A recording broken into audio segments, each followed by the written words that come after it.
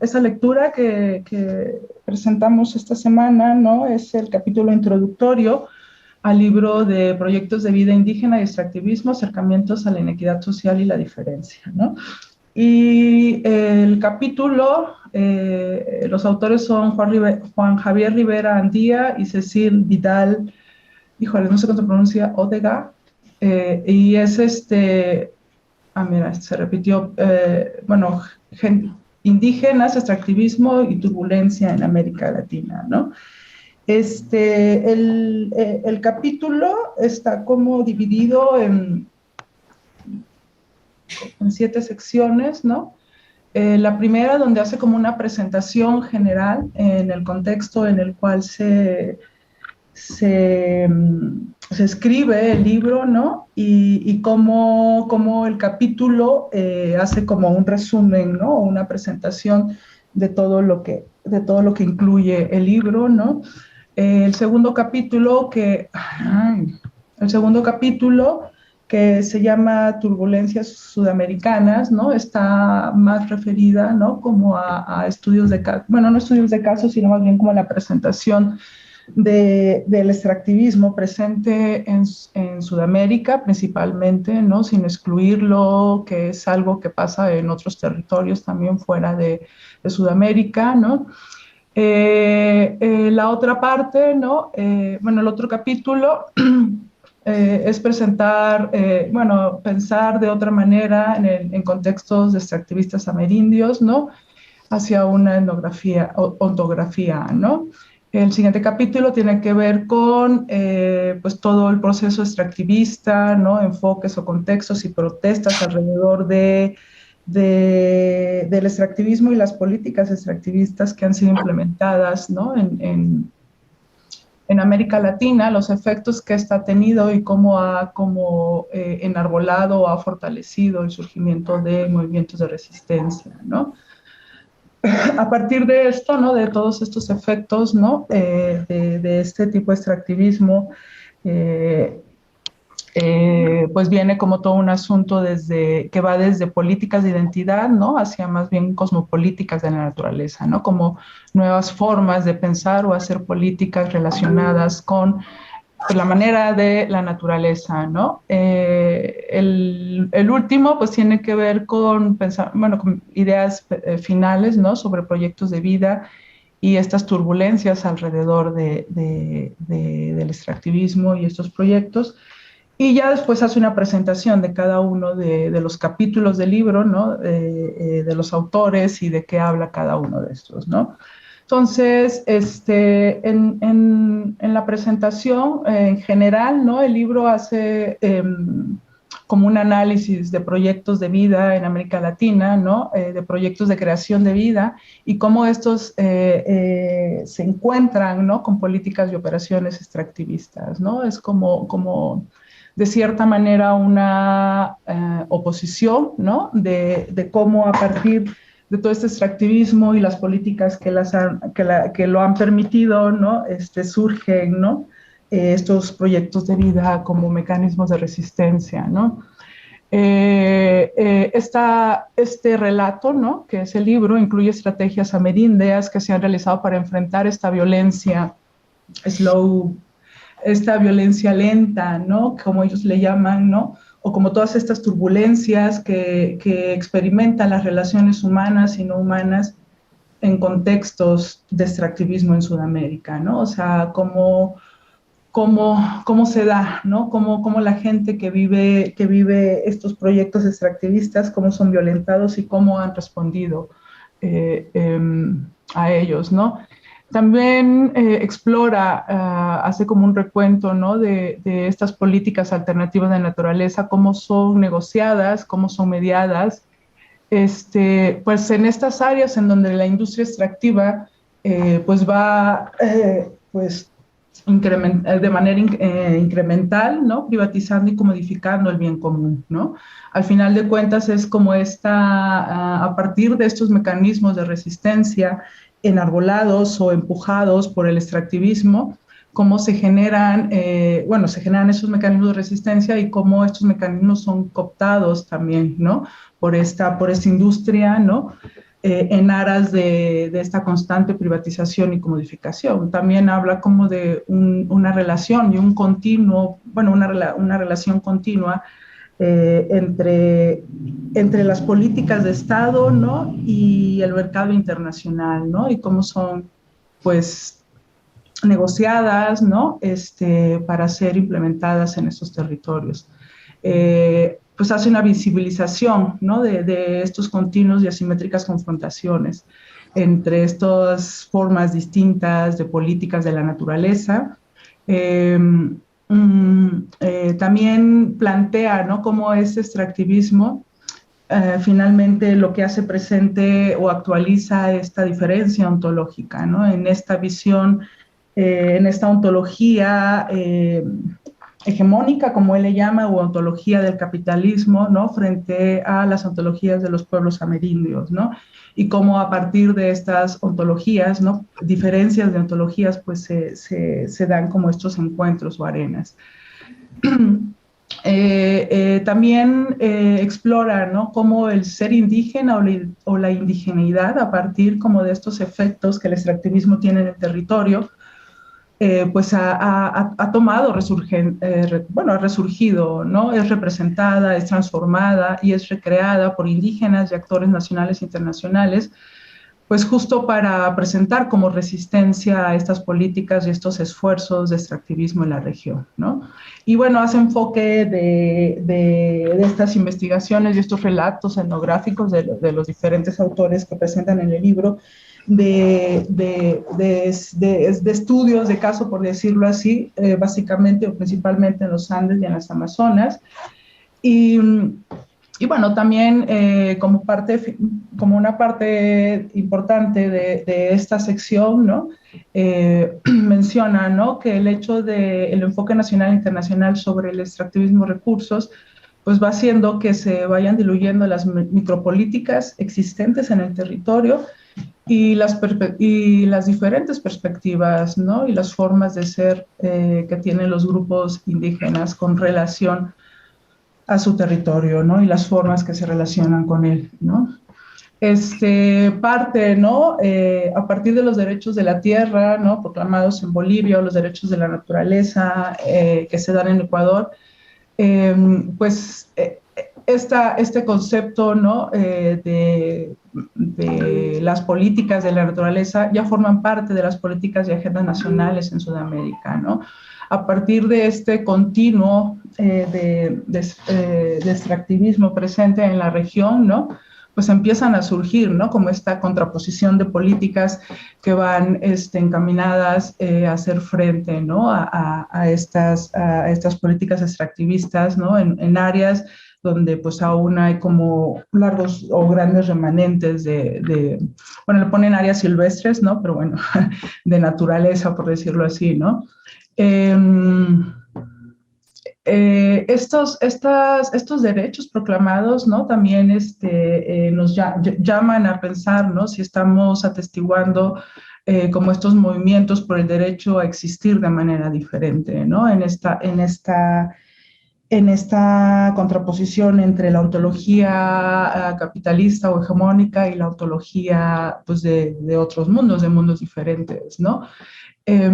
Como esta declaratoria de nuevas políticas de naturaleza, ¿no?, pues es como una manera de resistencia, una forma de no ser tragados por la política moderna, ¿no? Los proyectos de creación de vida que están relacionados con estos movimientos de resistencia, pues traen a colación a seres no humanos vinculados al paisaje como actores en la arena política, ¿no? Ya forman parte, ya no solamente como los grupos indígenas, sino todos estos no humanos o seres no humanos entran a formar parte del debate y el movimiento de resistencia, no son un actor más.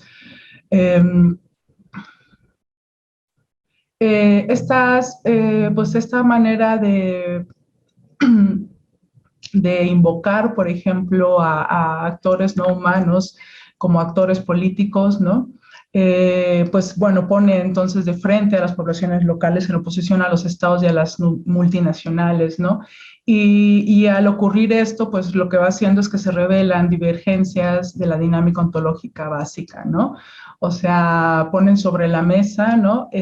Pues estas diferencias de concepción en cuanto al mundo está hecho de qué, cuál es lo valioso de este mundo, para qué, para quién, ¿no? Se valoriza, ¿no? Y en función de eso, cuál es la relación que se quiere tener con este mundo, ¿no? Y justo este extractivismo y estas políticas que han permitido que se extiendan en esta región eh, permite, ¿no? Pensar como en estas otras formas de acercarse, ¿no? Abre posibilidades a pensar de una manera diferente, ¿no? Abre posibilidades a decir que hay alternativas a esta crisis ecológica, ¿no? Dentro de un contexto del discurso del antropoceno, ¿no? A pesar, ¿no? Como de las diferentes críticas que ha recibido este concepto, ¿no? Algo que se le reconoce es que ha permitido, ¿no? Pues mirar hacia lo no humano, ¿no? Hacia repensar el mundo, hacia lo humano también, y ha permitido abrir la receptividad a proyectos alternativos de vida en muchos escenarios, ¿no? No de manera general, pero de cierta manera, y creo que es también, ¿no? Un poco como lo que convoca o convocó el seminario, ¿no? Del año pasado y ¿no? También a pensar, ¿no? Otras formas como de repensar formas de vida, ¿no? A partir de esta oposición a la resistencia. El hecho de incluir esas entidades no humanas en varios contextos de la vida política ha llamado como a un resurgimiento, ¿no? O a un nuevo impulso, ¿no? Del giro ontológico. Ha llamado a un regreso a la ontología, a la inclusión de entidades no humanas en contextos de la vida política de América Latina, ¿no?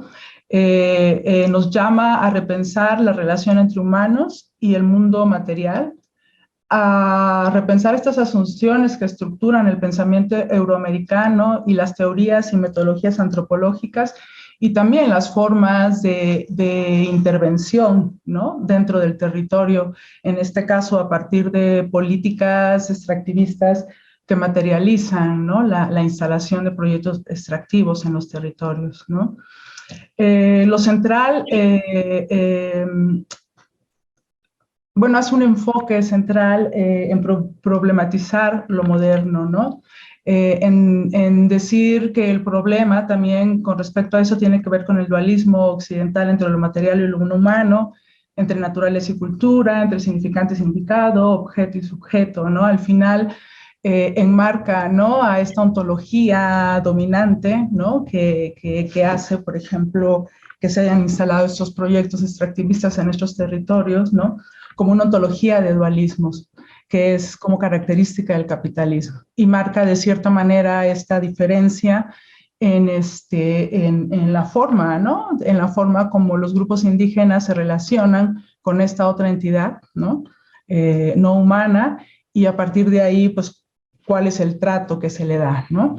También menciona que este dualismo de esta ontología capitalista, que es la que domina, ¿no? Primero porque no es compartido por todos, ¿no? Porque hay una infinidad de mundos, ¿no? Una infinidad de mundos, y también porque este dualismo de cierta manera está implicado o está como muy embebido, ¿no? Dentro de nuestro propio modelo analítico, ¿no? Nuestra forma de analizar y también de representar al otro, ¿no? Entonces, desde esta ontología que es hegemónica y que es dominante, entonces el otro pues es visto de una manera muy particular, pero en una jerarquización, ¿no? En una manera subalterna, ¿no?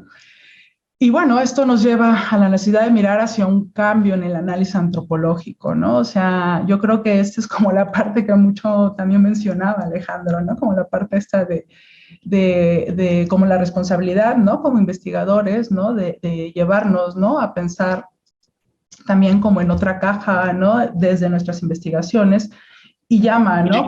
Como a un análisis antropológico que vaya desde una orientación epistémica más bien hacia una transformación ontológica. También menciona, ¿no? Que esto es necesario, ¿no? Para poder como bosquejar como la amplitud de opciones que podría haber, ¿no? Porque menciona que cuando nosotros, bueno, también menciona, ¿no? Que esta parte de esta ontología hegemónica, por decirlo así, u occidental, finalmente también forma parte, ¿no? Está dentro de un marco colonial, ¿no? Entonces, nosotros al ser como de cierta manera educados, ¿no? O crecidos en esta forma de mirar al otro, ¿no? Pues hace, ¿no? Que desde un marco postcolonial, ¿no? Limita mucho, ¿no? Como exploraciones posteriores o más amplias que nosotros podríamos mirar sobre dinámicas ontológicas, sus bases, la diferencia de estas ontologías, ¿no? Y las razones de por qué se hace o no se hace determinada cosa con relación al uso bueno, no diré recursos porque lo refiere más como a la parte capitalista, pero al uso de entidades no vivas del territorio, ¿no? Nos llama, ¿no? También como esta parte llama a mirar las diferencias entre mundos o formas de ser, ¿no? Y estas diferencias existen más que como una visión epistemológica del mundo, más bien son formas de conocimiento, ¿no? Son más bien diferencias entre mundos o formas de ser más que visiones epistemológicas de mundo o formas de conocer o acercarse a conocer este mundo, ¿no? Sugiere, ¿no? El término multinaturalismo en oposición al término multiculturalista que lo ubica radicado principalmente en el pensamiento euroamericano, ¿no? En este contexto postcolonial. Bueno, o sea, son de Castro, ¿no? Uno de los principales expositores del giro ontológico, problematiza las formas en las cuales los antropólogos intentan explicar ontologías no occidentales desde una epistemología occidental, ¿no? Al final, él menciona, ¿no? Que de cierta manera, pues se crea pues sí, como una descripción o una caracterización artificial, ¿no? Que difícilmente corresponde a lo que realmente significa o es esta ontología no occidental, ¿no? Y él menciona que finalmente como las prácticas y las relaciones constituyen mundos, ¿no? O sea, son mundos distintos al mundo occidental, ¿no? Y que no deben ser reducidos a proyecciones sociales, ¿no? Porque pues entonces demerita como todas estas razones y porqués de mantener el uso y el manejo de determinado reditorio bajo determinadas prácticas sociales o reglamentaciones sociales, dependiendo de la ontología. Bueno, por ejemplo, en esta parte hace una parte sobre el animismo, por ejemplo, en cuanto a qué desde la epistemología se considera animismo y qué debería, por ejemplo, considerarse animismo, ¿no? Desde esta ontología, ¿no? Y para él, el animismo tiene que ver más con un carácter social de las relaciones humanas, no humanas, ¿no? Más bien cómo se relacionan estos dos seres, ¿no? Están inmersos en un mismo, en un mismo medio sociocósmico, ¿no? Entonces, ok. El segundo capítulo, ¿no? Pues sienta un poco como, primero pues un poco sobre las bases sobre las cuales va a ir como un poco presentando la introducción y bueno, este capítulo que tiene que ver sobre giros y dudas críticas y políticas tiene que ver uno sobre, a partir de este resurgimiento del giro ontológico, ¿no? De las bondades o ventajas que se le atribuyen a este enfoque teórico y a partir también de estas críticas, ¿no? Que han surgido del giro ontológico, pues también a partir de ahí, pues busca más adelante repensar, ¿no? Repensar como todas estas dinámicas de oposición, ¿no? Indígena frente al extractivismo, ¿no? De la industria. Entonces, por ejemplo, pues hace esto, ¿no? O sea, como un recuento de las principales críticas del giro ontológico, ¿no? Una apuesta que ha sido seriamente contestada, ¿no? Ha creado divisiones, generado calorosos debates con dramáticas oposiciones, ¿no? Algunos de los críticos al giro ontológico, ¿no? Hacen énfasis en esta radicalizante infamiliaridad de la alteridad, ¿no? Menciona que esta radicalidad es potencialmente peligrosa porque podría, ¿no?, ayudar a construir políticas de la otredad que pueden ser usadas contra grupos marginalizados, ¿no? Otras de las críticas tienen que ver con los enfoques en los defectos de la hibridación, ¿no? Las posibles diferencias alternas que existen entre las ontologías, ¿no?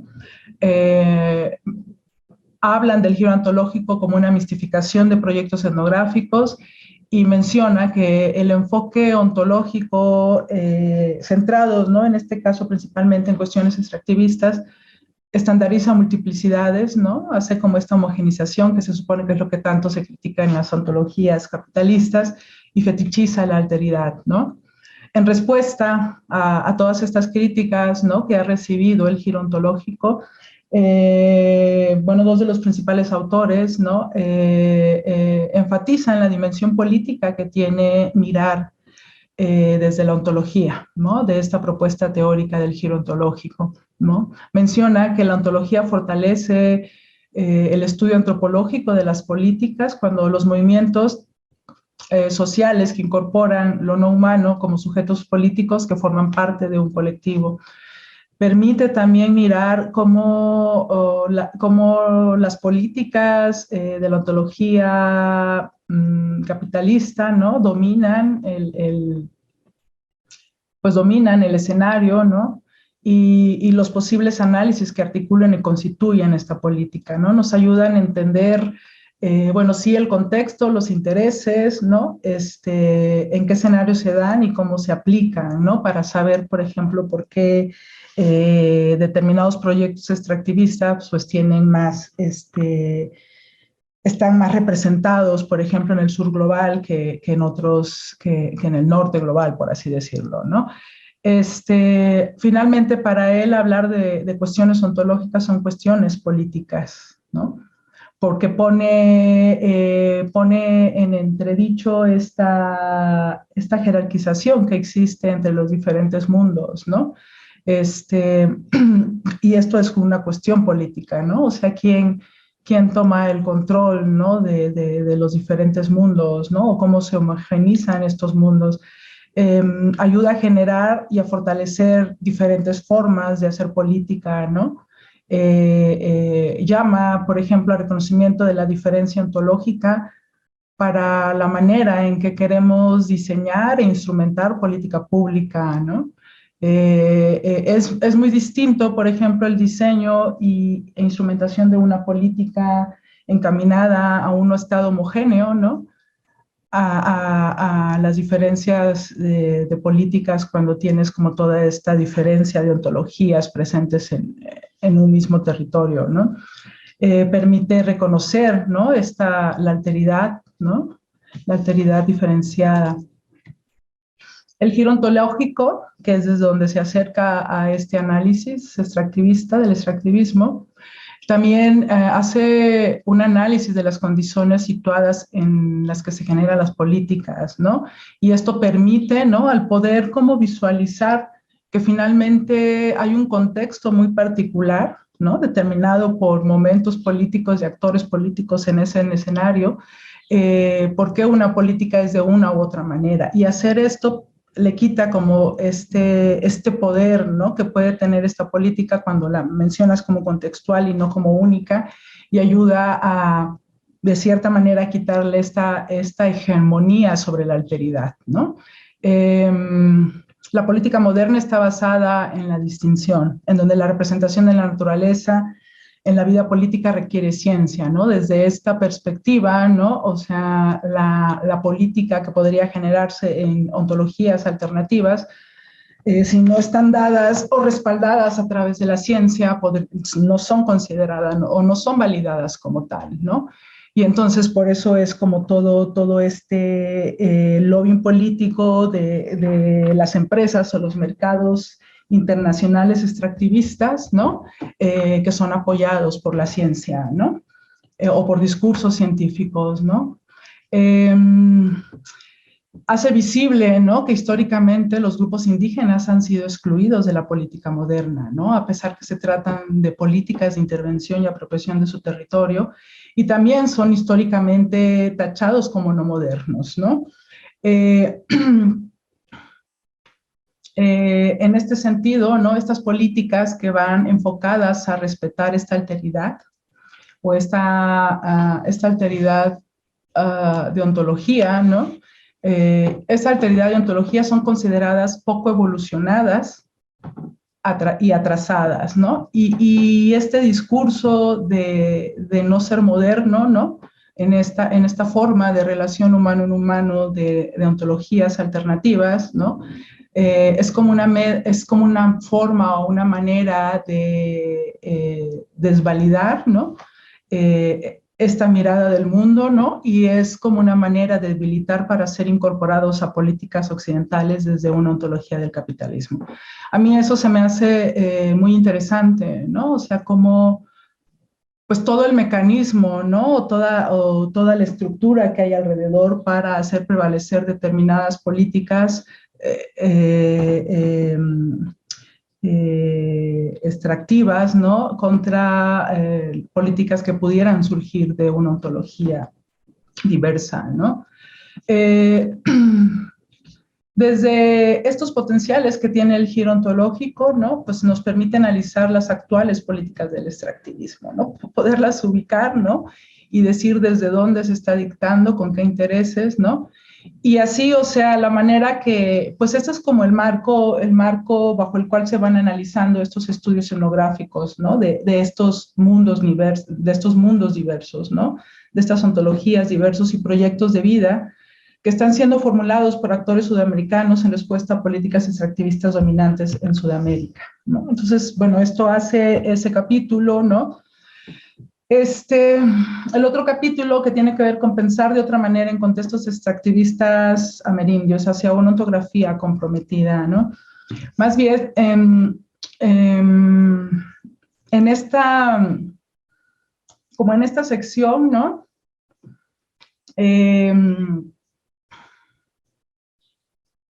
Bueno, aquí creo que me falta como una parte, ¿no? Pero que en esta sección él parte, ¿no?, que independientemente de las críticas, ¿no?, o del aval, ¿no?, de los críticos o proponentes que hay alrededor del giro ontológico, cosas que hay que reconocer o que se tienen que aprender a partir de esta mirada es, por ejemplo, cómo los grupos indígenas detectan y usan particularidades propias del ambiente, ¿no?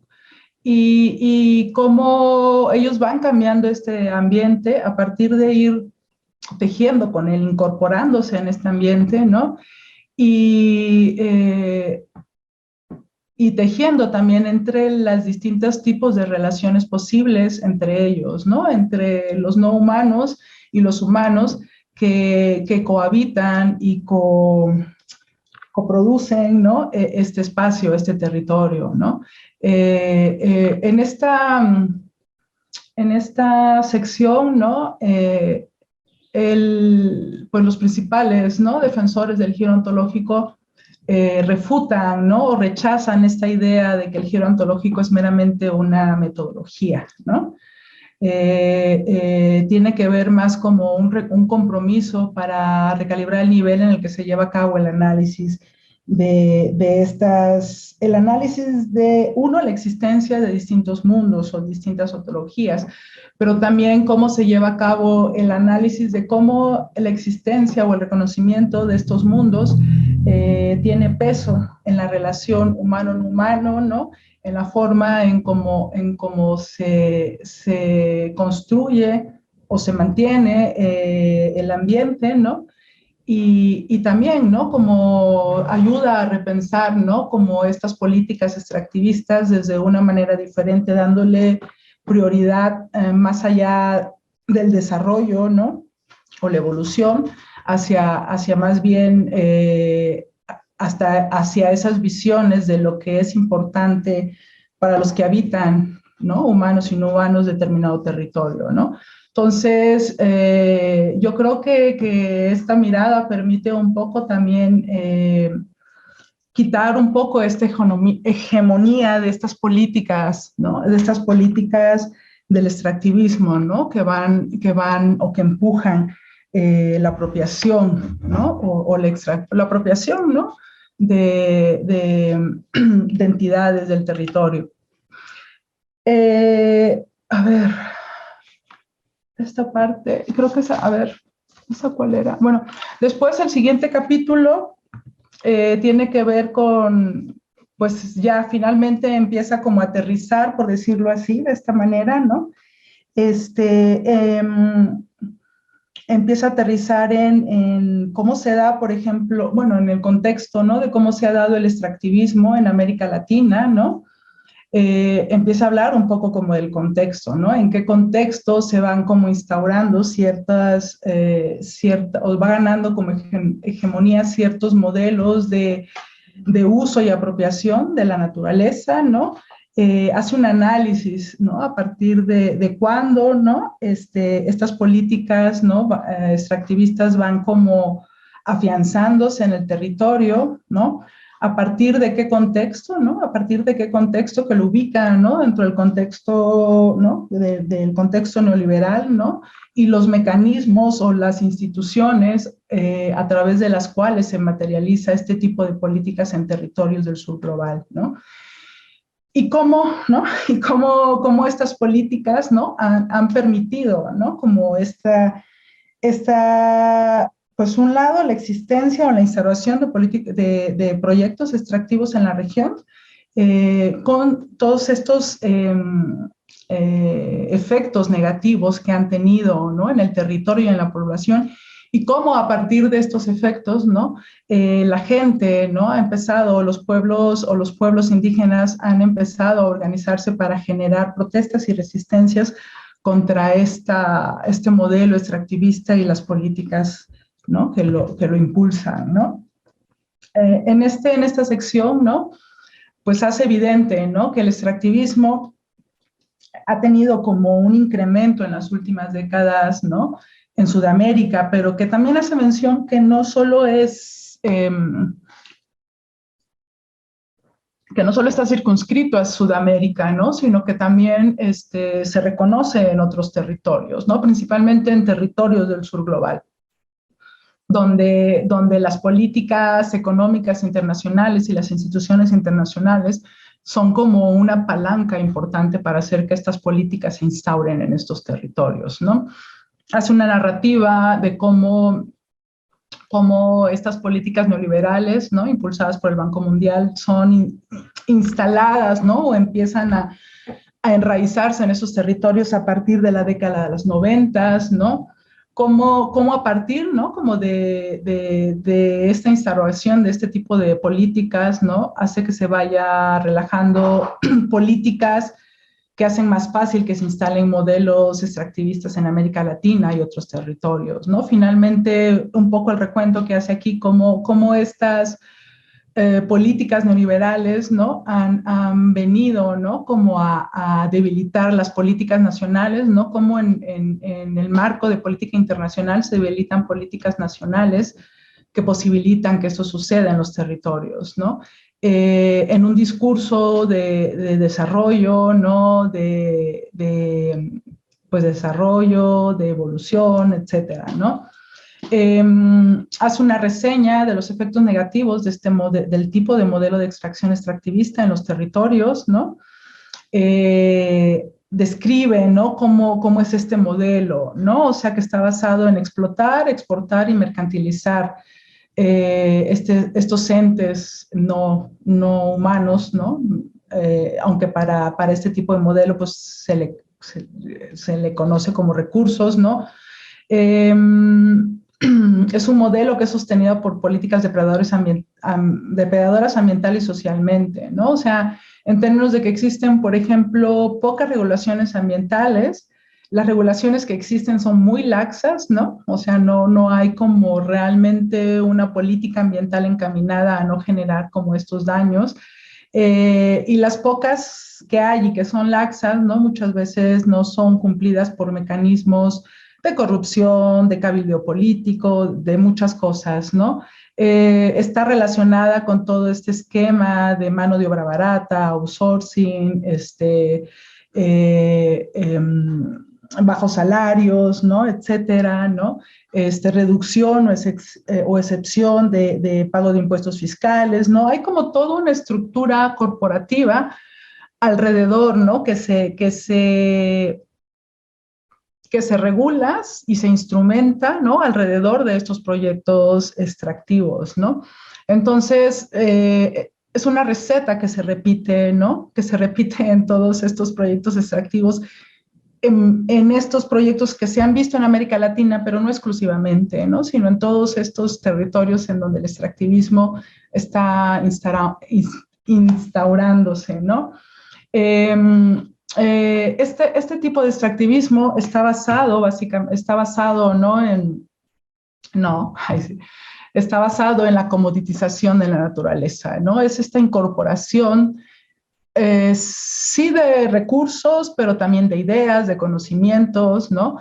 De formas sociales de relación y de organización al mercado, ¿no? O sea, sigue el modelo, ¿no? De que el mercado sigue siendo como el perfecto regulador, ¿no? De todos estos eh, efectos negativos, ¿no? Eh, Otra de las cosas importantes es que estas políticas nacionales son cooptadas por el capital extranjero para capitalizar el territorio. Esto tiene que ver con todo el lobbying político que se hace a altas esferas, ¿no? O sea, de esta industria extractiva, ¿no? O sea, pasan directamente, ¿no? A las negociaciones con políticos, ¿no? De las políticas nacionales, y muchas veces presionados, ¿no? Bajo ciertos mecanismos de economía internacional, ¿no? Para hacer que se permita la instalación de estos proyectos en el territorio. Y en este capítulo hace un recuento de la extensión de estas políticas extractivas en América Latina a partir de los 90, ¿no? Describe, por ejemplo, ¿no? Cómo fue el mecanismo de, pues, la preparación del escenario político, ¿no? Para que se llegaran a instaurar estos modelos extractivistas, ¿no? Entonces, refiere a Venezuela en el 98, a Brasil en el 2002, ¿no? Finalmente, el hecho que el neoextractivismo, por así, ¿no? O sea, llamado ahora así, ¿no? Pues finalmente es impulsado por políticas nacionales, ¿no? Y una de las cosas que también llama la atención, pues es esto, que ya no solamente es la extracción de materiales o de recursos, ¿no? De suelo, agua, biodiversidad, ¿no? Sino también es una extracción de formas, prácticas, dimensiones de valorar las áreas de vida, ¿no? O sea, las formas de organización, los lazos sociales, las prácticas de cooperación social, la reproducción, ¿no? De los grupos indígenas, ¿no? Al final es como una incorporación de todo, ¿no? O sea, todo lo material y lo no material se convierten en ser susceptibles de ser mercantilizados o comoditizados. A partir, ¿no? Como de todo este mecanismo y toda esta estructura internacional que ha bajado a los gobiernos nacionales y que al final instrumentan políticas en los territorios extractivistas, pues ha llevado, ¿no? Pues a generar esta movilización, ¿no? A empezar a enarbolar todas estas políticas de identidad como una manera de defensa y resistencia, ¿no? A este modelo extractivista, ¿no? Que es impulsado también por una movilización indígena, ¿no? Eh, en la región, en América Latina, ¿no? A partir de toda esta política capitalística hegemónica, ¿no? Es a partir de los 80, los 90, en que empiezan a surgir, ¿no? Pequeños grupos de resistencia, ¿no? O sea, en las tierras bajas, ¿no? Empiezan a surgir organizaciones, por ejemplo, relacionadas o aglutinadas en torno a cuestiones de identidad indígena, ¿no? A demandas por el territorio, ¿no? Y en otros espacios, ¿no? En las tierras altas, ¿no? Se va movilizando alrededor del reconocimiento cultural y de la participación política o la inclusión en la política pública, ¿no? De los grupos indígenas, ¿no? En este contexto, ¿no? De extractivismo, la indigeneidad empieza a tomar, ¿no? Una forma, a través de la indigeneidad se empieza a reclamar ciudadanía, derechos y justicia, ¿no? O sea, somos indígenas y somos ciudadanos y estamos al mismo nivel, ¿no? Y con base en estos reclamos es como se sostiene mucho de los movimientos o las movilizaciones indígenas, ¿no? Para parar, ¿no? El extractivismo en la región. Y de cierta manera, ¿no? Esta emergencia de esta movilización indígena ha impulsado también el enraizamiento, ¿no? O la extensión, ¿no? De este discurso internacional sobre derechos indígenas, ¿no? Hacia entidades políticas más amplias, ¿no? Y finalmente, pues ha llevado, ¿no? Como a la creación de un marco indígena, de un marco internacional enfocado, ¿no? A esta a los derechos indígenas, ¿no? Y cómo pueden, ¿no? Hacer uso o no uso, o permitir que se haga uso o no uso de su territorio. De esta manera, ¿no? La indigeneidad en América Latina, ¿no? Ha ganado como una gran fuerza, ¿no? Y se ha convertido en un sujeto poderoso, ¿no? Que ha llevado grandes debates en Sudamérica, ¿no? Pero que también en el marco internacional enarbolar, ¿no? La identidad indígena tiene un fuerte componente, ¿no? De resistencia al extractivismo, ¿no? O sea, ya no es tan fácil, ¿no? Instaurar políticas extractivistas, ¿no? Cuando existe toda esta oposición indígena, ¿no? Alrededor de eso, ¿no? Bueno, esa es como la parte, ¿no? Frente a todo esto, ¿no? A lo que ha llevado, ¿no? O sea, toda la intervención extractivista en el territorio, ¿no? Todos los efectos negativos que esto ha tenido y los efectos que ha tenido para hacer estas movilizaciones, ¿no? Pues los autores se preguntan, ¿no? Si vamos desde una política de identidad, ¿no? De ser indígena, más bien a una cosmopolítica de la naturaleza, ¿no? O sea, cuál es como la política que desde nuestra cosmogonía o ontología queremos que se aplique para la naturaleza, ¿no? Bueno, creo voy a ir rápido porque ya me estoy, bueno, o sea, a partir de este boom extractivo, ¿no? En la región, ¿no? Que fue como materializado a través de toda esta estructura de política pública internacional y nacional, ¿no? Pues ha aumentado toda esta exposición a proyectos mega extractivos en la región, ¿no? O sea, resistencia a proyectos grandes de minería, extractivos de energía, ¿no? Como una manera también de visibilizar, ¿no? Lo que esto trae en el territorio, ¿no? Que al final de cuentas, pues trae consigo inequidad, marginalización, daño ambiental y devastación ecológica, ¿no? Entonces, pues este ha sido como el contexto, ¿no? Y en este sentido, por ejemplo, estos proyectos que los autores llaman proyectos haciendo vida o algo así, proyectos de vida, ¿no? Y todo el mundo indígena y la ontología relacionada o las diversas ontologías relacionadas a este mundo indígena, pues han jugado un papel central para que estas iniciativas, ¿no? Se empiecen a movilizar contra políticas extractivistas, ¿no? Empezar a poner resistencia y hacer como más difícil que se instaure la extracción de recursos en el territorio, ¿no? No son solo símbolos de resistencia, sino también son reclamos políticos, ¿no? Para hacer una política diferente, ¿no? Políticas que sean alternativas a las que actualmente han predominado, ¿no? O sea, una política alternativa al extractivismo que domina el territorio. Muchas de estas movilizaciones son impulsadas por experiencias extractivistas que están sucediendo en el momento, ¿no? O sea, tiene que ver, ¿no? Con todos estos efectos, ¿no? Con toda esta pérdida, alineación, desposesión que ha causado el extractivismo en la región, ¿no? O sea, no solo es la pérdida o el deterioro del territorio, ¿no? También se reclama cómo este extractivismo, ¿no? Tiene efectos, por ejemplo, en la reproducción social de los grupos, ¿no? En las formas de vida, ¿no? Entonces se pierde algo más que seres no humanos en este extractivismo, ¿no? Y yo creo que esa es como también una de las partes importantes, ¿no? De visibilizar, ¿no? Como estas ontologías alternativas a la ontología capitalista, ¿no? Porque, pues sí, hay una pérdida muy grande, ¿no? Y finalmente, ¿no? Todos estos efectos y estos cambios radicales que tiene el extractivismo en los grupos de vida indígenas, ¿no? Pues se reconoce, ¿no? Que ha llevado a llamar estas áreas que son devastadas por el extractivismo como zonas de sacrificio, ¿no? O sea, son como los espacios que hay que sacrificar en aras de la modernidad y la evolución. En este sentido, ¿no?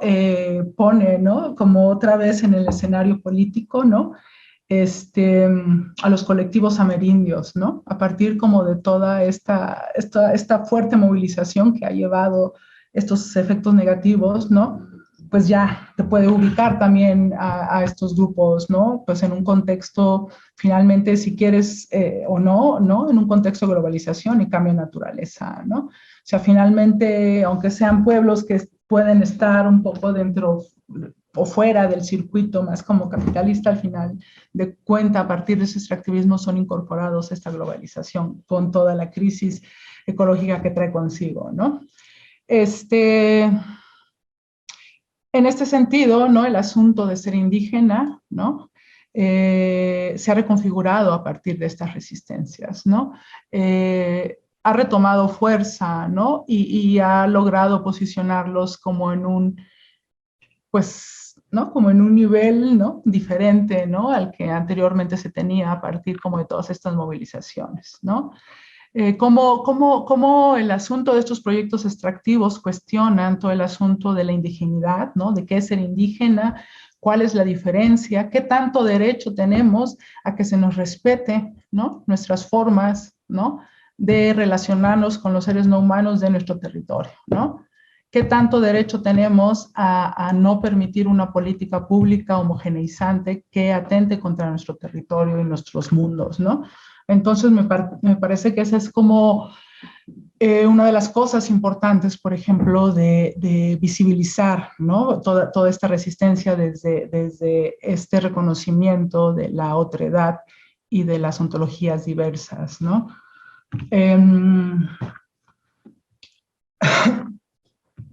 Bueno, esta parte ya. Bueno, ya no terminé de leer como esta parte, ¿no? Pero que tiene que ver, bueno, de la parte breve que leí en este capítulo, pues tiene que ver justo como con esto que se venía como relatando alrededor de la propuesta, ¿no? Cómo a partir, ¿no? Como a partir de esta...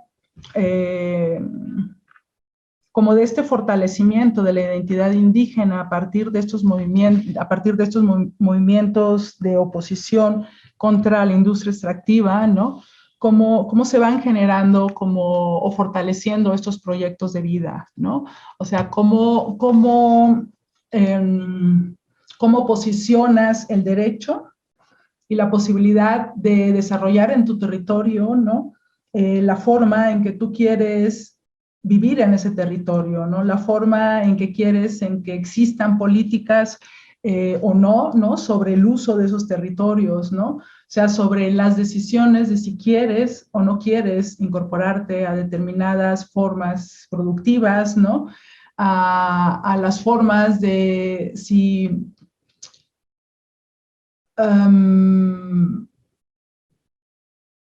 sí, bueno, a la decisión de lo que pasa en el territorio, ¿no? Y al derecho a ser respetado, ¿no? En la decisión que se quiera en estos territorios, lo que se quiere implementar, ¿no? y poder definir la manera y validar de cierto, bueno, no validar, ¿no? Porque pues en teoría no necesitaría ser validado, ¿no? Sino poner como en a un mismo nivel, ¿no? Estas formas, ¿no? De relacionarse los seres humanos y no humanos, ¿no? En un territorio, ¿no? Y decir, bueno, esta es la forma que nosotros queremos, esta es la forma que queremos que nuestro territorio permanezca, ¿no? Esta es la política que queremos, ¿no? Esta es la política que queremos que fortalezca este proyecto de vida, ¿no? Entonces son proyectos encaminados justo a esta, pues más que mercantilización y dualización de sociedad y naturaleza, ¿no? Más bien es como esta relación horizontal de estas entidades en este territorio, ¿no? Para mí, bueno, agradezco, por ejemplo, la sugerencia, ¿no? De las lecturas, ¿no? En particular a mí esta lectura, pues es como una manera también como de repensar, ¿no? Como toda la parte de repensar la acción, ¿no? Y la investigación de toda esta industria extractiva en los territorios, ¿no? Bueno, yo particularmente que estoy como en el altiplano, ¿no? Y que es como un área que reproduce, por ejemplo, como toda la parte del extractivismo que relatan los autores en América Latina, ¿no? Con una misma fórmula, ¿no? Y como todos los proyectos de resistencia, ¿no? Pues también ayuda a entender como este callejón sin salida en el que uno de repente como investigador entra, ¿no? Cuando te cuestionas qué es lo que debes de valorar, por ejemplo, en un territorio cuando decides cómo instaurar determinado tipo de proyecto, ¿no? O un proyecto extractivista versus un proyecto de vida, ¿no? Cuando estos dos tipos de proyecto tienen una manera diferente de inserción, por ejemplo, en el mercado, ¿no? Una manera diferente de valorización del suelo, del agua, ¿no? De los recursos que están presentes en el territorio, ¿no? Cuando estos proyectos de vida están en oposición, por ejemplo, en el caso del altiplano, de esta construcción discursiva de un territorio, ¿no? De un territorio que tiene que ser zona sacrificada para cuestiones de desarrollo y cuestiones de evolución, ¿no? Entonces, pues sí, para mí me parece, ¿no? Como muy oportuno, por ejemplo, cuando decides cuál será como la política adecuada para determinado uso de determinado espacio, de determinado recurso, ¿no? ¿Qué priorizas, ¿no? En el diseño de una política, por ejemplo, ¿no? ¿Cómo haces, ¿no? Que se contemple como todas estas visiones en el diseño de esa política? Y me parece que ahí es como la parte importante del giro ontológico, ¿no? O sea, para mí al final de cuentas dices, bueno, no hay derecho humano uno por encima del otro, ¿no? O sea, no puedes como poner qué derecho humano, por ejemplo, vale más que otro para determinar si implementas un proyecto extractivista o un proyecto de vida en un territorio, ¿no? O sea, si partimos como de esta reconocimiento de la identidad y de la alteridad y de la coexistencia de alteridades diversas y de la necesidad de generar políticas correspondientes a estas ontologías diversas, ¿no? Entonces ahí no hay como una jerarquía, ¿no? No podría haber una jerarquía en la decisión de la política pública que vas a instrumentar, ¿no?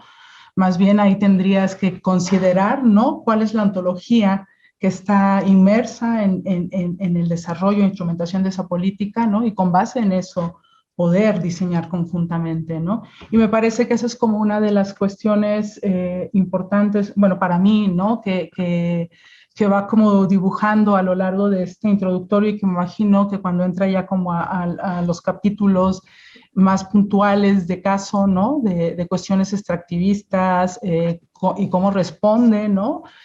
Los grupos indígenas ante ese extractivismo en América Latina, hacia dónde va, ¿no? Hacia dónde. Entonces, para mí es eso.